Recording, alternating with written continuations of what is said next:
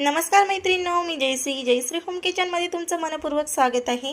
आज आपण बघणार आहोत छोट्या मोठ्या भुकीसाठी रोजच्या वापरातल्या पोह्याचा चिवडा। तर त्यासाठी लागणारे साहित्य तर इथे मी हे रोजच्या वापरातली पोहे घेतलेले आहे। त्याचबरोबर शेंगदाणे घेतलेले आहेत, डाळवा, जिरं, हिरवी मिरची आणि कढीपत्ता। त्याचबरोबर आपल्याला चवीनुसार मीठ आणि हळदी पावडर लागणार आहे। तर बनवायला सुरुवात करूया। तर कढईमध्ये घातलेलं आहे मी 2 चमचे तेल। तर सर्वप्रथम आपण शेंगदाणे भाजून घेणार आहोत तेलामध्ये। तर शेंगदाणे आपले छान फ्राय झालेले आहेत, तर आपण काढून घेऊया। त्यानंतर आपण डाळवा भाजून घेणार आहोत। डाळवा सुद्धा आपला हलकासा गोल्डन रंगावर फ्राय झालेला आहे।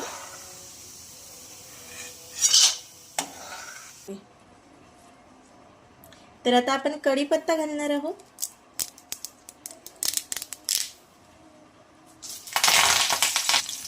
तर कढीपत्ता सुद्धा आपल्याला कुरकुरीत असा फ्राय करून घ्यायचा आहे मीडियम गॅसवर। तर कढीपत्ता सुद्धा आपला कुरकुरीत असा फ्राय झालेला आहे, हे सुद्धा आपण काढून घेणार आहोत। तर इथे बघू शकता छान असा कुरकुरीत आपला कढीपत्ता फ्राय झालेला आहे। तर कढईमध्ये परत मी 1 चमचा तेल घातलेला आहे।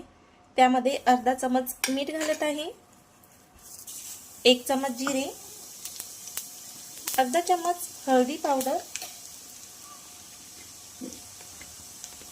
आणि त्यानंतर जे आपण रोजच्या वापरातले पोहे घेतलेले आहेत ते यामध्ये घालायचे आहेत आणि छान असे कुरकुरीत फ्राय करून घ्यायचे आहेत। मीडियम गॅसवर आपल्याला हे पोहे फ्राय करायचे आहेत। तर पोहे फ्राय करून घेऊया। तर इथे बघू शकता कुरकुरीत असे छान असे आपले पोहे फ्राय झालेले आहेत। तर हे सुद्धा आपल्याला काढून घ्यायचे आहे।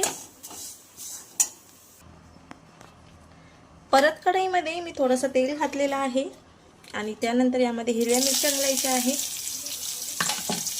मीडियम गॅसवर ह्या हिरव्या मिरच्या आपल्याला छान अशा फ्राय करून घ्यायच्या आहेत। तर इथे बघू शकता मिरच्या सुद्धा कुरकुरीत अशा 2 मिनिटात आपल्या फ्राय झालेल्या आहेत। तर ह्या सुद्धा आपल्याला काढून घ्यायच्या आहेत आणि इथं चिवड्यावर घालायच्या आहेत। अतिशय टेस्टी हा चिवडा लागतो आणि छोट्या मोठ्या भुकीसाठी लवकरात लवकर हा तयार होतो। तर चिवड्यावर मी छान घालून मिक्स केलेला आहे। तर इथं बघू शकता अतिशय छान असा आपला चिवडा रेडी झालेला आहे। तर कशी वाटली तुम्हाला रेसिपी नक्की कमेंट करून सांगा आणि छोट्या मोठ्या भुकीसाठी एक वेळेस ही रेसिपी नक्की ट्राय करा। अतिशय टेस्टी अशी ही रेसिपी तयार होते। भेटूया नेक्स्ट ब्लॉगमध्ये। धन्यवाद।